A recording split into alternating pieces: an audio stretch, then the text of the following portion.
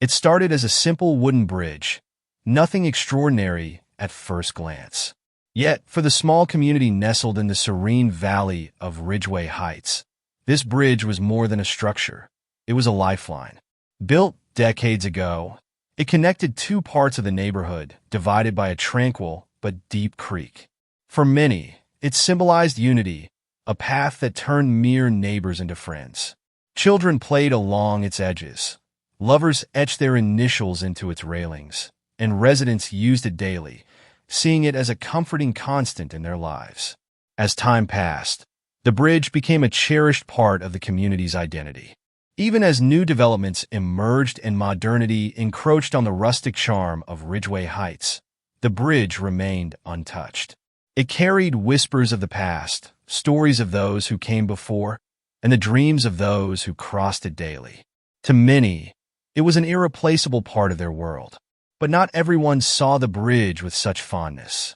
Enter the Homeowners Association, HOA, a powerful governing body that prided itself on maintaining order and property values. The new president, Eleanor Graves, had a reputation for being a stickler for rules and a visionary for improvement.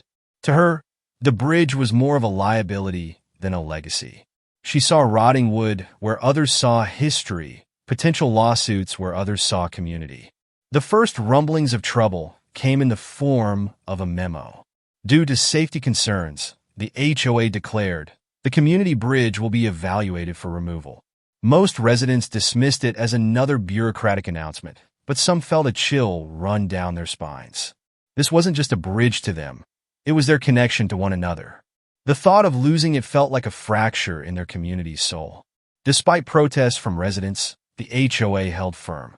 Meetings turned heated as homeowners pleaded their case, recounting decades of memories tied to the bridge. Eleanor, however, remained unmoved. Safety comes first, she would say with a dismissive tone, ignoring the emotional weight her decision carried. Behind her measured words, though, some began to suspect ulterior motives. When the day came, the destruction of the bridge was swift and unceremonious. Bulldozers rolled in at dawn, their engines drowning out the cries of protesters who gathered to say goodbye. By noon, all that remained was a pile of splinters and rubble, washed down the creek by the current. For many, it was more than a demolition, it was a betrayal. The loss of the bridge left a void, not just in the landscape, but in the hearts of the community. Friendships strained, routines disrupted, and an unshakable sense of anger simmered beneath the surface. Something had to be done, but no one knew how to fight an entity as imposing as the HOA. That was until one resident, James Carter, decided enough was enough. A former investigative journalist with a knack for uncovering truths, James saw the bridge's destruction as more than an isolated event. It was a clue, a starting point to unravel a larger mystery that had been hiding in plain sight. The Ridgeway Heights HOA had always been shrouded in an air of authority, but few questioned its workings. Established decades ago, the association claimed to serve the community, maintaining order and preserving property values. Its members, elected from within the neighborhood, often portrayed themselves as humble stewards of the common good. But as James Carter delved deeper, he found cracks in this facade. Eleanor Graves, the newly appointed president, was particularly enigmatic. A charismatic figure with a polished smile, she was the kind of leader who thrived in meetings, wielding charm and authority in equal measure. To most residents, she seemed like a capable administrator, someone who could get things done. Yet James couldn't shake the feeling that her motives were far from altruistic. He began his investigation with public records, scanning through HOA meeting minutes and financial statements. On the surface, everything seemed mundane: maintenance fees, landscaping costs, and routine repairs. But then James noticed something peculiar: large sums of money allocated to consultancy services with no detailed breakdown. The name of the firm was obscure, almost intentionally vague, and tracing it led to a dead end. The deeper James dug, the more questions arose. Why had the HOA suddenly begun pushing for expensive improvement projects? Why were decisions being made with minimal community input? And, most importantly, what did Eleanor stand to gain from it all? As he pieced together fragments of information, a disturbing pattern began to emerge. Eleanor's rise to power hadn't been as smooth as she liked to present. Through whispers and anonymous tips, James learned of a contentious election campaign. Accusations of backroom deals, sudden changes in voting rules, and even intimidation tactics had surfaced, though they were quickly buried under layers of bureaucracy. The HOA wasn't just a governance body. It was an empire built on manipulation and secrecy. But why? James couldn't understand why anyone would go to such lengths for a position in what seemed like a glorified neighborhood committee. That was until he uncovered Eleanor's connections to local developers. The bridge wasn't just an old structure to her. It was prime real estate. Removing it wasn't about safety. It was about paving the way for lucrative contracts and development deals. As these revelations began to take shape, James realized the stakes were higher than anyone had imagined. The HOA wasn't simply enforcing rules. It was exploiting its power for financial gain. Residents who had once trusted the association now seemed like pawns in a much larger game. James knew he couldn't keep this information to himself. But how could he expose the truth without proof? He needed to dig deeper to find the smoking gun that would bring the entire operation to its knees. And time was running out because Eleanor and her allies were always one step ahead. The morning was unnaturally quiet, the kind of silence that felt ominous rather than peaceful. James stood by his window, watching as the first rays of sunlight illuminated the creek. The bridge was still there, standing defiantly, as if unaware of its impending fate. It was supposed to be an ordinary day, but the air felt heavy with anticipation, like the calm before a storm. By 7 a.m., the rumble of heavy machinery shattered the silence. Residents who had gathered to protest were met with towering bulldozers and a crew of workers, all equipped to dismantle the bridge piece by piece. The HOA's justification was clear. The structure was unsafe, and its removal had been approved for the community's benefit. But for those watching, it was nothing short of an execution. Mothers held their children close as the first cracks echoed through the valley. Elderly residents stood in quiet disbelief, some with tears streaming down their faces. It wasn't just the physical loss of the bridge that hurt. It was the way it was taken, without consent, without consideration. The HOA's decision felt more like a decree from a distant monarchy than a choice made by a group meant to serve the people. Eleanor Graves stood at a distance, her expression unreadable. Flanked by a few other HOA members, she watched as the bridge came down, brick by brick, plank by plank. To her, this was progress, a necessary step in the evolution of Ridgeway Heights. But to James, her presence was something else entirely, a proclamation of power. The destruction took hours, and by midday, all that remained was debris. The creek, once a serene backdrop to the community, now looked barren and violated. Workers tossed the remnants into trucks as if discarding trash, oblivious to the symbolic weight of what they were removing. By evening, the site was cleared, and the bridge was nothing more than a memory. For the residents, the loss marked the beginning of something far more insidious. The bridge had been a unifying force, a thread that tied them all together. Without it, the community felt fragmented, like an intricate tapestry with one thread pulled loose. Friendships that once felt unbreakable began to falter, replaced by resentment and mistrust. James, however, couldn't allow himself to grieve. Not yet. His journalist instincts were on high alert. The swiftness of the demolition, the lack of transparency, and Eleanor's seemingly orchestrated presence all pointed to something bigger. This wasn't just a poor decision or a lapse in judgment. It was a calculated move. That night, as the community mourned, James began laying out the clues he had gathered so far. The bridge's destruction wasn't an end. It was a beginning. Somewhere within the rubble lay the key to unraveling the HOA's empire, and James was determined to find it. That night, James Carter couldn't sleep. The rhythmic creak of the wind through the trees felt eerily similar to the sounds of the bridge swaying under footsteps, a phantom memory that wouldn't fade. He sat at his desk, papers spread out before him, a single lamp casting its yellow glow over maps, financial records, and photographs he had begun collecting. The bridge was gone, but its destruction had lit a fire in him that refused to be extinguished. James wasn't just another resident. He was a man with a history of uncovering truths others wanted buried.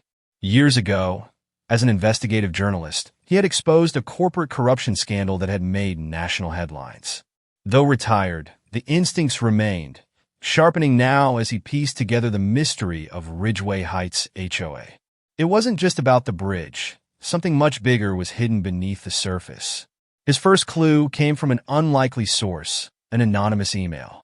The message, short and cryptic, simply read, "Follow the money." Attached was a single document, a financial ledger from the HOA that detailed expenditures related to the bridge's demolition. It wasn't unusual for a project like this to cost thousands, but the listed amounts were exorbitant. Payments had been funneled through multiple companies, many of which didn't seem to exist. James's curiosity deepened as he cross-referenced the names of contractors and suppliers. One company stood out, Ridgeway Developments. A quick search revealed a connection to Eleanor Graves. Her husband, a real estate developer, was listed as a silent partner. This wasn't a conflict of interest, it was outright collusion. The bridge's removal wasn't about safety. It was about clearing the way for lucrative new developments. Determined to gather more evidence, James decided to attend the next HOA meeting. These gatherings, usually dull and sparsely attended, now felt like battlegrounds. The residents, still reeling from the loss of the bridge, had grown increasingly vocal in their dissatisfaction. Eleanor, ever poised, managed the room with calculated efficiency, deflecting questions with polished rhetoric. When James stood to speak, the tension in the room thickened. "I have a question," he began, his voice steady but firm. "Can the HOA explain why so much money from our fees has been funneled into shell companies? And why Ridgeway Developments, a firm connected to our president, is profiting from the bridge's destruction?" Gasps rippled through the audience. Eleanor's calm demeanor faltered for a split second before she regained her composure. "We follow all legal guidelines," she replied, her tone icy. "These accusations are baseless." But the damage was done.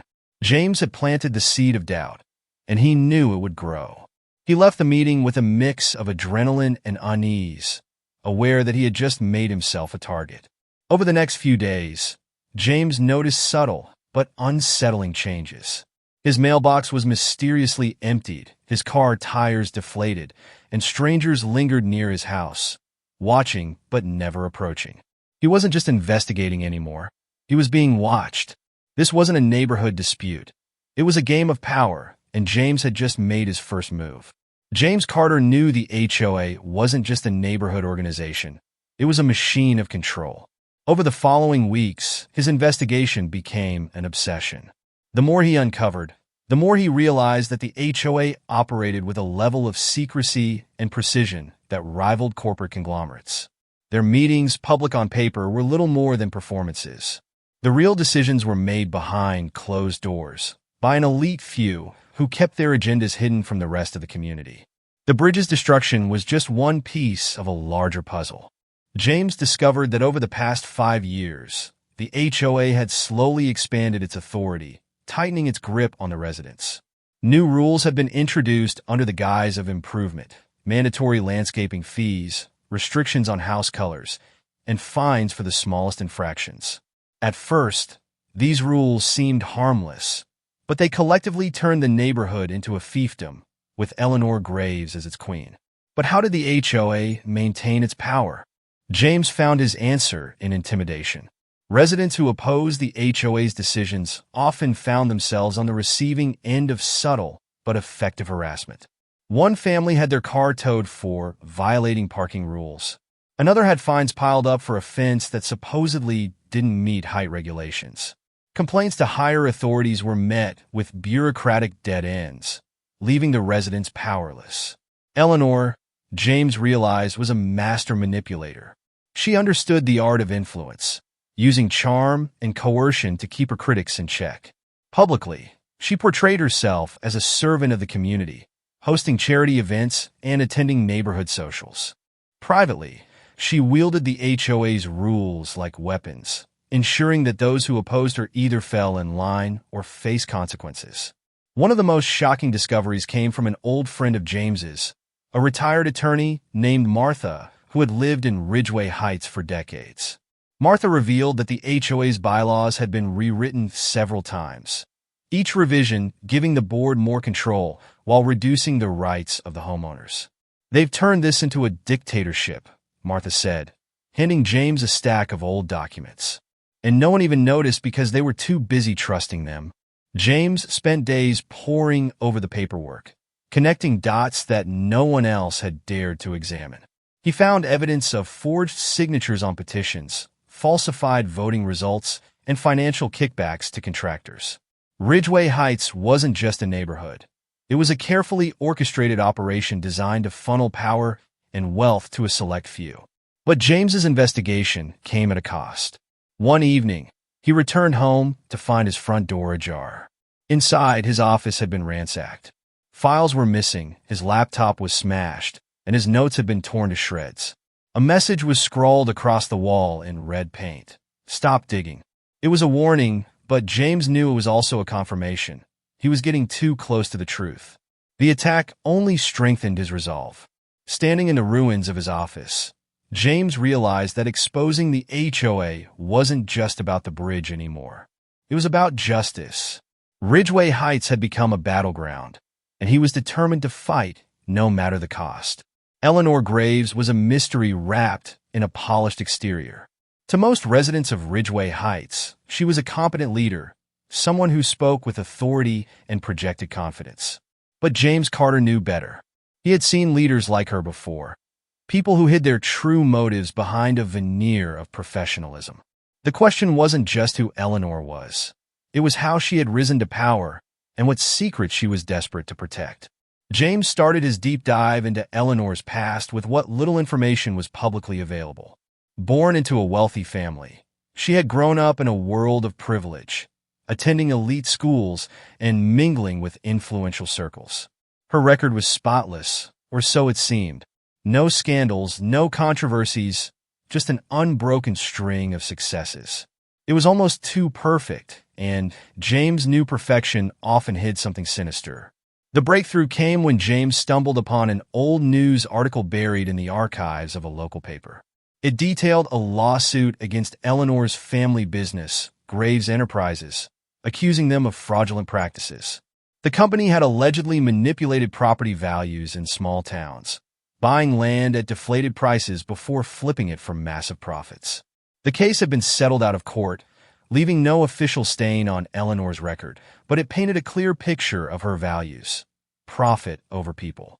As James continued to dig, he discovered that Eleanor's husband, Charles Graves, was equally complicit in these schemes.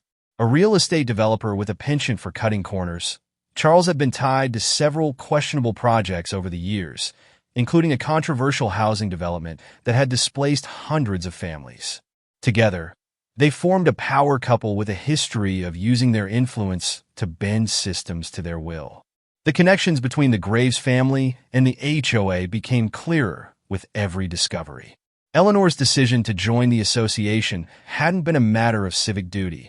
It was a calculated move to expand her empire. The HOA's rules and regulations gave her a level of control over Ridgeway Heights that no outside developer could achieve. Through the HOA, she could manipulate property values, dictate development projects, and silence dissenters, all while appearing as a benevolent leader. But Eleanor's ambition didn't stop at Ridgeway Heights. James uncovered a series of private emails sent between Eleanor and local officials, discussing plans to expand her influence into neighboring communities. The bridge's destruction wasn't an isolated event. It was part of a larger strategy to reshape the entire area, turning Ridgeway Heights into a hub for high-end developments. The more James uncovered, the more dangerous Eleanor seemed. She wasn't just a figurehead. She was the mastermind of a sprawling operation that blended legal loopholes with ruthless tactics. And she wasn't working alone. James discovered a network of allies, contractors, lawyers, even local politicians, who had all benefited from Eleanor's schemes. Each piece of evidence brought him closer to the realization that exposing Eleanor wouldn't just be a battle against one person. It would be a war against an entire system. The final piece of the puzzle came in the form of an anonymous tip. Eleanor has a vault. If you want proof, find it. The message was vague, but it confirmed what James had suspected. Eleanor kept records of her dealings, and those records were the key to taking her down. The problem was finding them without alerting her or her allies. For James, the stakes had never been higher. Eleanor Graves wasn't just an opponent. She was a formidable adversary with resources far beyond his own. But for the first time, he felt like he was on the verge of uncovering something that could change everything. The bridge's destruction had been the spark, but now the fire was spreading, and James was determined to watch the empire Eleanor had built come crashing down. The deeper James Carter went into the rabbit hole, the clearer the picture became. Ridgeway Heights wasn't just a neighborhood, and the HOA wasn't just a governing body. It was a front, a carefully orchestrated facade masking a web of shadowy deals and unethical practices. At its center stood Eleanor Graves, an architect of deceit who had turned a suburban community into her personal chessboard. Through his research, James began mapping out the connections between Eleanor's allies and Ridgeway Developments, her husband's company. What started as a few questionable payments blossomed into a sprawling network of contracts, kickbacks, and shell companies. One particularly troubling discovery revealed that HOA funds, money collected from the residents, had been siphoned into these entities under the guise of community improvements. The bridge's demolition wasn't just a calculated move. It was part of a long-term plan to reshape Ridgeway Heights entirely. Eleanor's strategy was brilliant in its simplicity. By enforcing strict HOA rules and regulations, she systematically devalued properties owned by dissenting residents, pushing them to sell. Once they left, the properties were quietly purchased by Ridgeway Developments at below-market prices. From there, renovations would be completed, and the homes were resold at a premium, creating massive profits for Eleanor's inner circle. It wasn't just unethical, it was predatory. But the manipulation didn't stop with real estate. James uncovered deals that extended into the local government. Emails, invoices, and phone records revealed that Eleanor had been funding political campaigns for city council members, ensuring they remained compliant with her development plans. In return, permits were fast-tracked, zoning laws were adjusted, and objections from the community were dismissed as baseless complaints. One of the most damning pieces of evidence came in the form of a construction permit for a luxury shopping complex. The plans showed the intended site sitting directly on the land where the bridge once stood. This wasn't a coincidence. It was the culmination of Eleanor's vision. The bridge had been an obstacle, both literally and figuratively, standing in the way of her empire's expansion. Removing it was never about safety. It was about profit. The scale of the corruption left James reeling. He had seen greed before, but this was something else entirely. Eleanor wasn't just exploiting a loophole or bending the rules. She was rewriting them. And the worst part was how seamlessly she had done it, presenting herself as a champion of progress while silencing anyone who dared to question her methods. As James pieced together the evidence, he began to understand the risks he was taking. Eleanor's network wasn't limited to Ridgeway Heights. It extended far beyond, touching people with influence, wealth, and the means to protect her. Already, the warnings had grown bolder. His mailbox had been stuffed with anonymous threats, his car vandalized, and now there were whispers among the residents that James was causing trouble. But he couldn't stop. The files he had collected painted a picture of systemic abuse, one that couldn't be ignored. With each revelation, his resolve hardened. This wasn't just about a bridge, a community, or even Eleanor Graves. It was about exposing the rot that had taken hold of Ridgeway Heights and bringing justice to those who had suffered under her reign.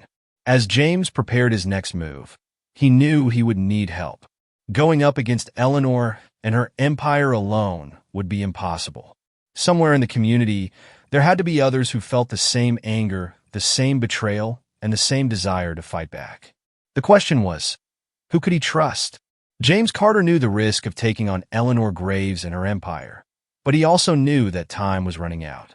With each passing day, The grip of the HOA tightened, and the community sank deeper into apathy and fear. If James was going to act, it had to be now.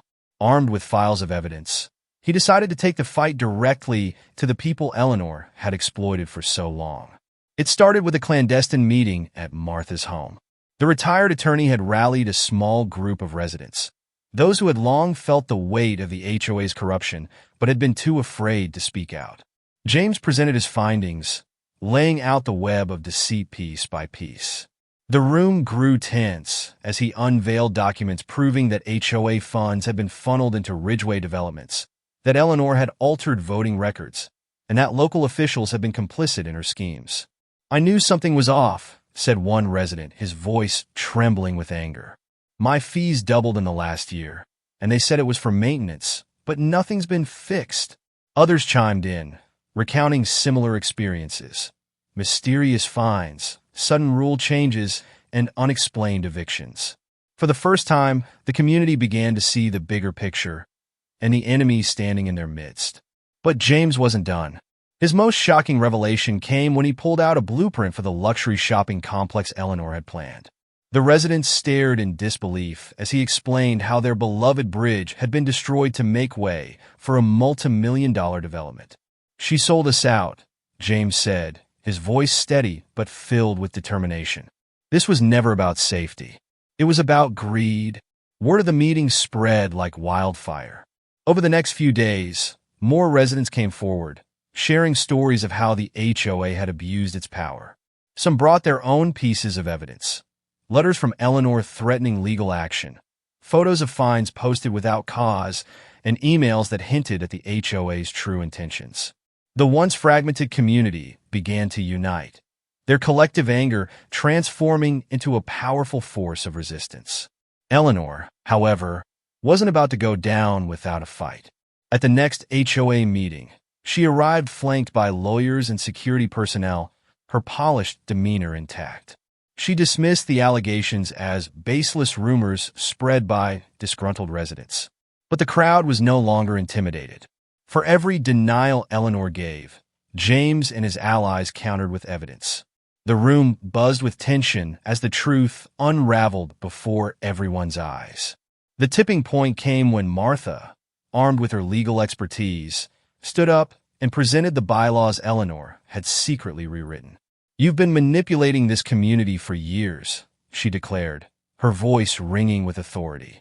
"And we have the proof to take you down." Gasps filled the room as residents realized the extent of Eleanor's betrayal. For the first time, Eleanor's mask slipped. Her calm exterior cracked as she tried to regain control of the meeting, but it was too late. The residents had seen the truth, and they weren't going to let her silence them anymore. Chaos erupted as voices rose in unison, demanding accountability, demanding justice. By the end of the night, the HOA was in disarray. Eleanor's allies began to distance themselves, realizing that their leader's empire was crumbling. James felt a surge of hope as he looked around the room and saw the community standing together, stronger than ever. The battle wasn't over, but for the first time, it felt like they had a chance to win. As the community's rebellion gained momentum, James Carter found himself at the center of a storm. The residents of Ridgeway Heights, once cowed by fear and manipulation, now stood united against Eleanor Graves and the crumbling HOA empire. But with victory within reach, a new question began to surface. What would justice look like? And how far were they willing to go to achieve it? For James, the answer seemed straightforward. Justice meant exposing Eleanor's corruption to the fullest extent, dismantling her network of power, and ensuring that Ridgeway Heights could rebuild as a true community. But not everyone shared his measured approach. Among the residents, a faction began calling for more drastic measures, acts of revenge that would make Eleanor and her allies pay for their years of exploitation. The tension came to a head during a community gathering at the local park. What began as a discussion about legal strategies quickly devolved into an emotional outpouring of grievances. One man, whose family had been forced out of their home due to excessive fines, stood up and shouted, "Enough talk. She took everything from us. Let's take it back." His words were met with a mix of cheers and uneasy murmurs. James stepped forward, his voice calm but firm. "I understand your anger. We all do. But if we stoop to her level, we're no better than she is. This has to be about justice, not revenge." His words struck a chord with some, but others remained unconvinced. The crowd dispersed with an undercurrent of unease, and James realized that the battle wasn't just against Eleanor. It was also about keeping the community's newfound unity intact. Meanwhile, Eleanor was far from defeated. Though her public image had taken a devastating hit, she still had resources at her disposal. She quietly began rallying her remaining allies, reaching out to influential figures who had benefited from her schemes. Behind the scenes, she was plotting her next move, determined to regain control and crush the rebellion before it could gain more traction. Then, one night, everything changed. James was awoken by the sound of sirens. He rushed outside to find flames engulfing the HOA's administrative office. The building, which housed critical documents and records, was reduced to ashes within hours. The fire department declared it arson, and suspicion immediately fell on the residents. Some saw it as a justified act of rebellion, but James knew it was a disaster. The fire not only destroyed key evidence, but also gave Eleanor the opportunity to paint herself as a victim. The community was thrown into chaos. Eleanor seized on the incident to portray the residents as a mob of unruly agitators, using the fire to shift public sympathy back in her favor. At the same time, James worked tirelessly to salvage what remained of his investigation, rallying the residents to stay focused on their original goal, exposing the truth. The turning point came when Martha discovered a crucial piece of evidence, a hidden server that contained digital copies of the HOA's financial records. It had been overlooked in the fire, stored off-site as a backup. The files revealed everything: fraudulent transactions, illegal kickbacks, and Eleanor's direct involvement in altering HOA policies for personal gain. With this final piece of the puzzle in hand, James knew they had the ammunition needed to take Eleanor down once and for all. But as he prepared to go public, he couldn't shake the feeling that the fire had been no coincidence. Someone was trying to escalate the conflict, and James suspected it might be someone within the community, blinded by their thirst for revenge. As the residents prepared to present their case to local authorities, James found himself grappling with the same question that had haunted him from the beginning. Was this about justice, or had the fight become something darker? The answer would define the future of Ridgeway Heights and everyone who called it home. The day the truth about Eleanor Graves came to light was one that Ridgeway Heights would never forget. Armed with the evidence retrieved from the hidden server, James Carter and his allies presented their findings to local authorities. The documents painted an irrefutable picture of fraud, corruption, and abuse of power, leaving no room for Eleanor's carefully crafted lies to stand. News of the scandal spread quickly, drawing attention from regional media outlets. Reporters swarmed the once quiet neighborhood, eager to cover the story of a community that had risen against its own HOA. For Eleanor, the fallout was swift and unforgiving. She was removed from her position, her assets frozen pending investigation, and legal charges mounted against her for embezzlement, fraud, and conspiracy. But while Eleanor's reign had ended, the community's journey was far from over.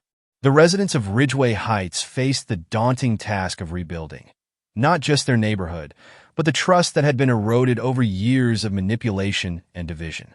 Meetings were held to reform the HOA, and for the first time, every voice was heard. Residents worked together to rewrite the bylaws, ensuring transparency and fairness moving forward. James, once a reluctant participant in neighborhood politics, found himself at the center of the effort. Though he had no desire to lead, his actions had inspired a sense of hope and resilience in the community. With his guidance, the residents prioritized initiatives that emphasized unity, such as restoring the park, organizing events, and most importantly, rebuilding the bridge that had once symbolized their connection. The reconstruction of the bridge became a labor of love, with residents volunteering their time and resources to make it happen. Children painted murals on the railings, depicting scenes of friendship and community, while local carpenters and engineers worked tirelessly to ensure the structure was strong enough to withstand the test of time. On the day the new bridge was unveiled, The entire neighborhood gathered to celebrate.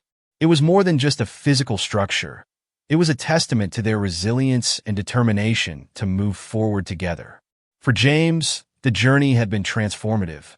What began as a quest for justice had become a deeply personal mission to restore faith in the power of community.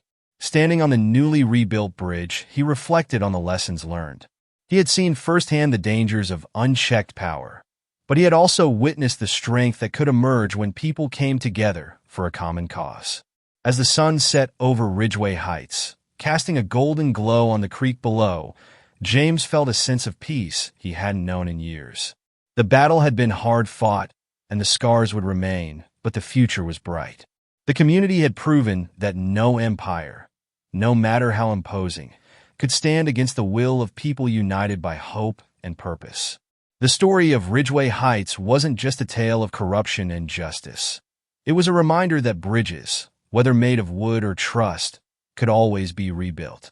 And as James took one last look at the bridge before heading home, he knew that this time it would stand as a symbol of strength for generations to come.